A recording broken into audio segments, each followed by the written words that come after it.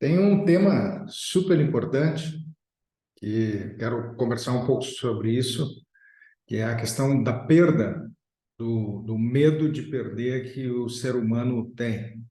E vou começar comentando sobre o trabalho em algumas empresas de analisar os ganhos e as perdas, fazer uma correlação para ver o quanto de propostas a empresa deixa de fechar, porque se a gente pensar que se a empresa durante o ano perdeu, né? Deixou de fechar 15%, 20% do que ganhou em termos de faturamento, ela deixou de faturar 20%, né? Então, é uma correlação direta entre menos faturamento a partir de perdas.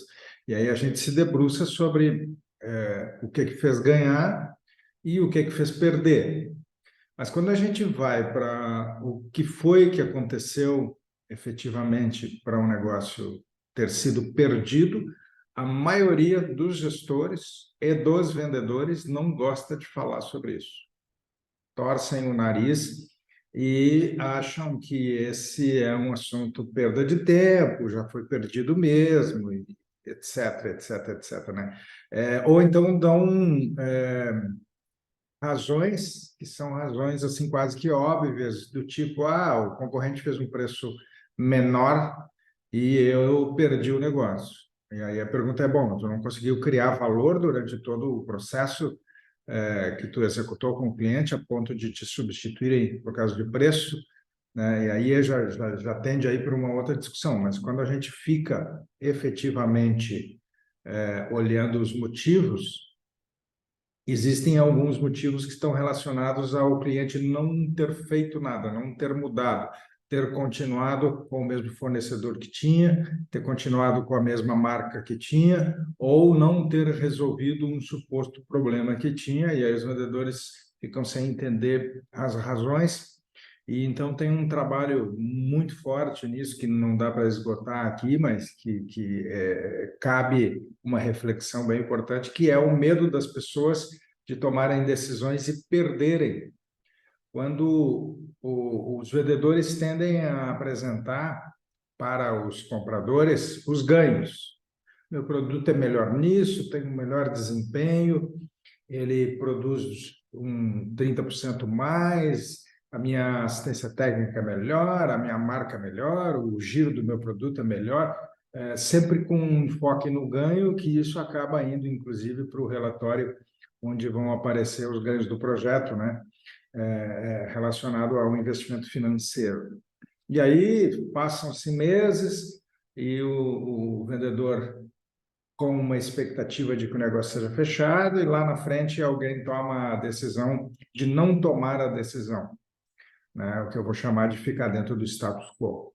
São essas investigações que a gente faz, porque se o negócio dava sinais lá atrás de que não ia sair, o vendedor tinha que ter caído fora e trabalhar em outro.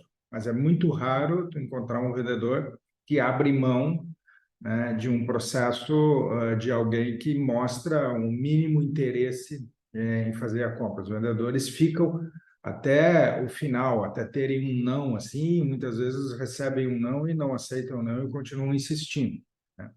E aí, quando a gente aprofunda os estudos, o que a gente encontra é que muitas não decisões foram relacionadas ao medo dos clientes, dos compradores, em tomar uma decisão que possa acarretar perdas. Porque os ganhos, eles são... A gente tenta mensurar os ganhos através aí, né, de um ROI, né? Mas as perdas, elas ficam, né? As perdas ficam latentes. Vamos pegar, por exemplo, um comprador que toma uma decisão errada e, ao invés de comprar do fornecedor A, que tem um preço de 100, compra do fornecedor B, que tem um preço de 80. Então, ele justifica internamente um saving, diz, olha, eu economizei e estou colocando aqui um fornecedor mais barato. Aí o produto vai para a linha de produção e chega na produção, dá problema para a fábrica, maior problema, tem que chamar o fornecedor que era de 100 para corrigir o problema, porque o de 80 não consegue resolver, é amarrado, a assistência não é boa, etc, etc. Isso fica latente, né? E a decisão, então, de certa forma, ficar clara de quem foi que tomou a decisão. É duríssimo para um comprador ter uma fábrica parada para uma decisão que ele tomou. Então, muitos compradores, não, apesar de terem metas de cobrança e tal, para fazerem economias, eles não tomam decisões arriscadas com fornecedores que não conhecem, principalmente, porque eles têm medo de que vire um abacaxi e têm medo, então, do que eu estou chamando de perda, né?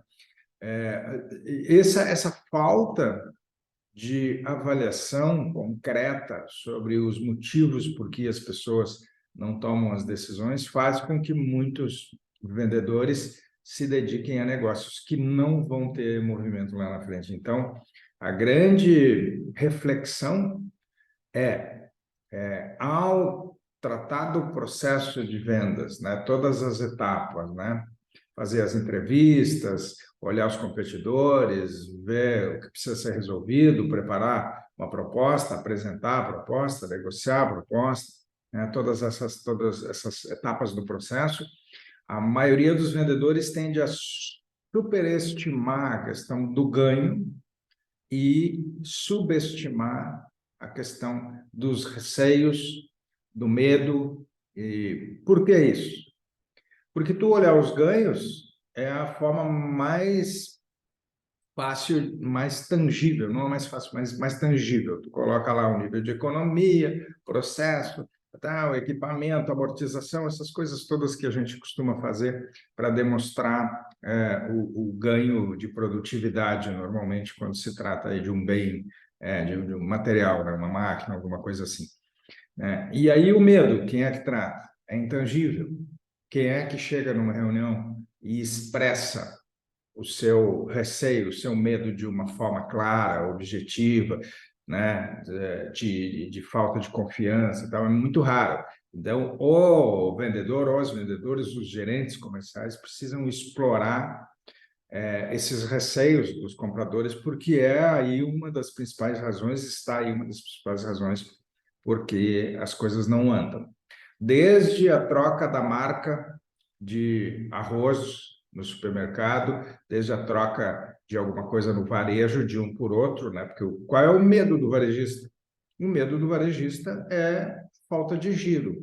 Por isso, então, que o varejista exige promotor, exige que o fornecedor faça merchandising e aquela coisa toda para fazer com que o produto gire.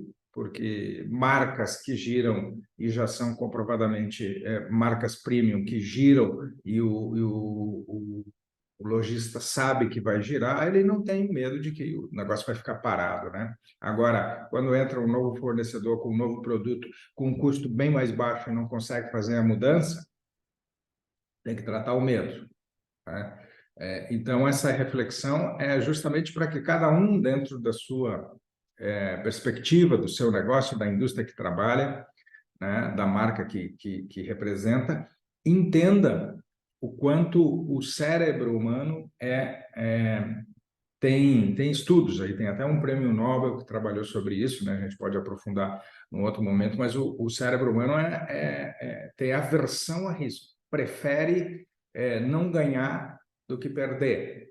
Tem até pergunta sobre isso, né? Tu prefere ganhar uma nota de R$ 100 ou perder uma nota de R$ 100? As pessoas não querem perder R$ 100, elas preferem não ganhar do que terem a possibilidade de perder, né? Não é um assunto que se esgota assim numa conversa como essa, mas que precisa ser colocado nas metodologias de vendas dos vendedores, né? Essa coisa de tratar esta aversão ao risco. Isso faz com que as perdas de vendas diminuam, porque o cliente vai se sentir apoiado, inclusive nos seus anseios, né, nas coisas que costumam falar, e o vendedor vai dar um apoio emocional, além dessa coisa de produto, preço e todas as coisas tangíveis, né? Então, cada vez mais os vendedores precisam entender que do outro lado existem seres humanos e que seres humanos não gostam de perder.